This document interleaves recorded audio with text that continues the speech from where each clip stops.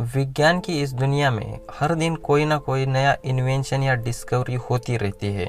से किसी दिन हमें नए एलिमेंट के बारे में पता चलता है और किसी दिन किसी ऐसे ग्रह के बारे में पता चलता है जो कि हमारी धरती खत्म होने के बाद हमारे लिए रहने के लायक हो। टेक्नोलॉजी इतनी एडवांस हो गई है, ऐसे हमें लगता है कि दुनिया के किसी रहस्य से पर्दा हमने उठा दिया है, पर असल में इस दुनिया में मिस्ट्रीज भरी पड़ी है।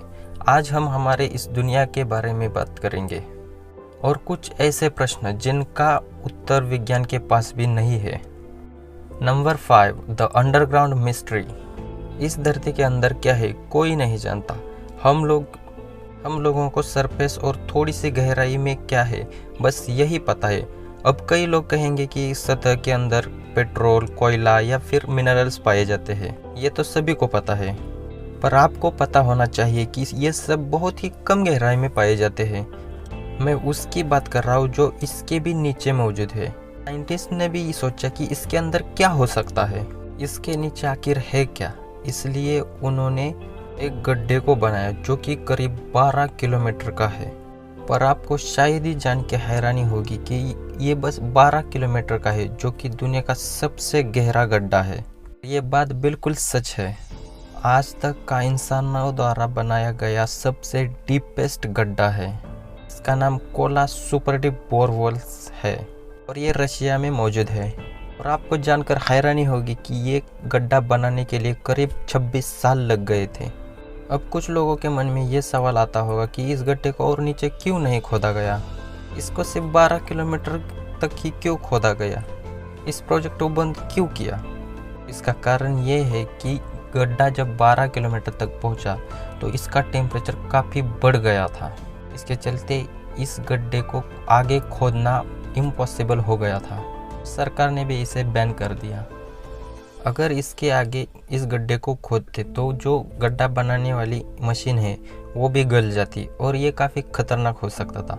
इसीलिए प्रोजेक्ट को बंद कर दिया।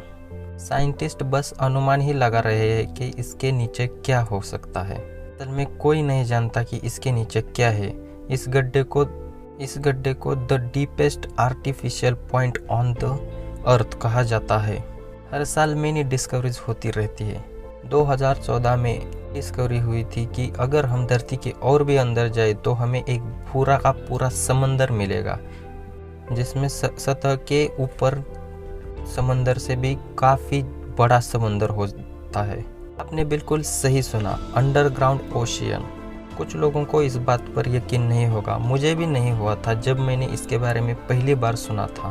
पर आप लोगों को बता देता हूँ, ये कंफर्म रिजल्ट है। आपको यकीन नहीं है तो आप नेचर के international weekly journey of science में पढ़ सकते हैं। अगर यहाँ पर पानी है तो यहाँ पर जीवन भी मौजूद होगा, क्योंकि वाटर इज लाइफ। कोई नहीं जानता कि आखिर सतह के नीचे है क्या। Number 4, formation of the moon. How the moon was form. हम चांद को बचपन से देखते आए हैं के बारे में हमें कहानी में सुनते आ रहे हैं। रात को चांद बहुत ही खूबसूरत दिखाई देता है, पर इसका क्वेश्चन ये है, एक क्वेश्चन है जिसका एग्जैक्ट आंसर किसी के पास नहीं है कि चांद आखिर बना कैसे है। आप में से बहुत सारे लोगों ने इसके बारे में थ्योरीज में पढ़ा होगा।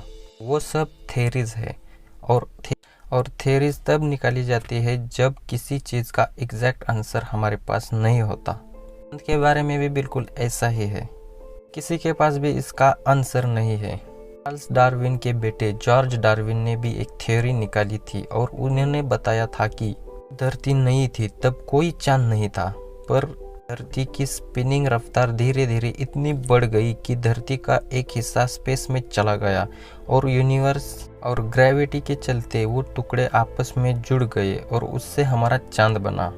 जब धरती की स्पीड नॉर्मल हो गई तब धरती की स्पीड नॉर्मल हो गई थी। दूसरी थ्योरी ये कहती है कि चांद कहीं और फॉर्म हुआ था और किसी समय वो धरती के सामने से गुजर रहा था, पर धरती की ग्रेविटी ने उसे पकड़ लिया और आज तक धरती के गोल गोल चक्कर ही लगा रहा है।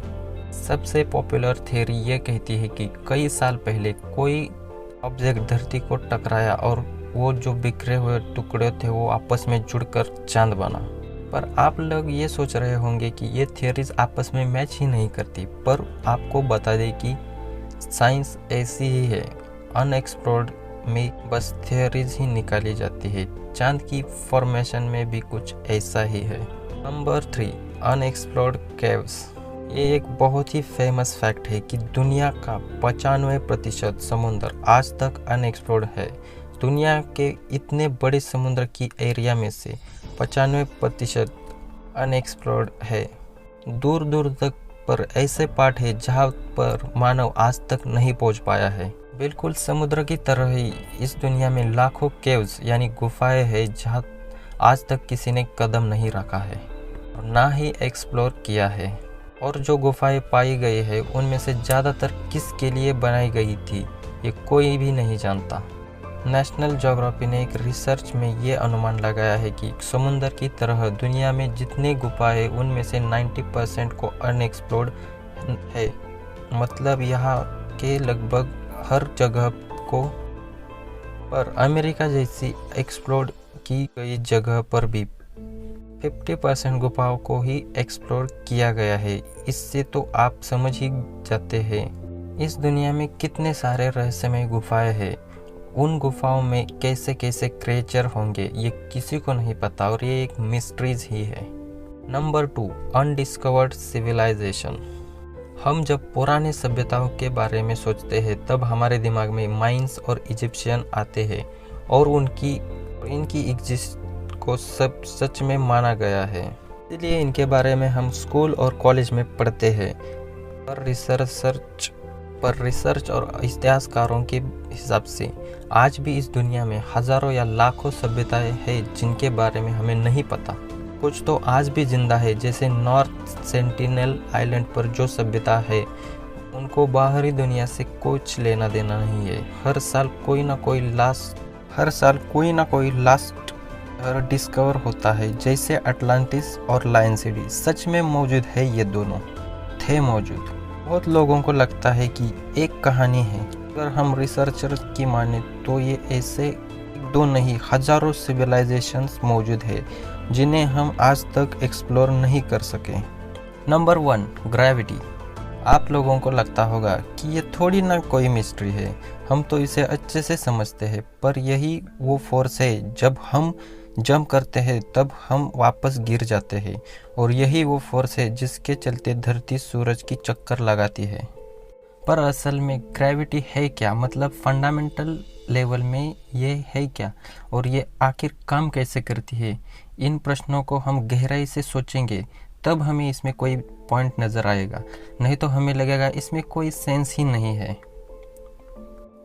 कई साइंटिस्ट की माने तो ये गुरुत्वाकर्षण का कॉन्सेप्ट हम इंसानों ने ही बनाया है। ये एग्जिस्ट ही नहीं करती। ग्रेविटी पूरे ब्रह्मांड को होल्ड करती है, इसके चलते ग्रेविटी को मिस्टीरियस माना गया है। रिसर्चर्स ये नहीं जानते कि ग्रेविटी आखिर कैसे है। कुछ लोगों को लगता होगा कि इस सवाल का कोई सेंस ही नहीं बनता। कुछ लोग ये भी मानते हैं कि धरती पर कुछ जगह ऐसी भी है कि वहाँ पर ग्रेविटी के लॉ काम नहीं करते। पर लास्ट में ये सवाल रहता है कि ग्रेविटी आखिर है क्या। ये एक असली मिस्ट्री बन के रह गई है। Thanks for watching this video.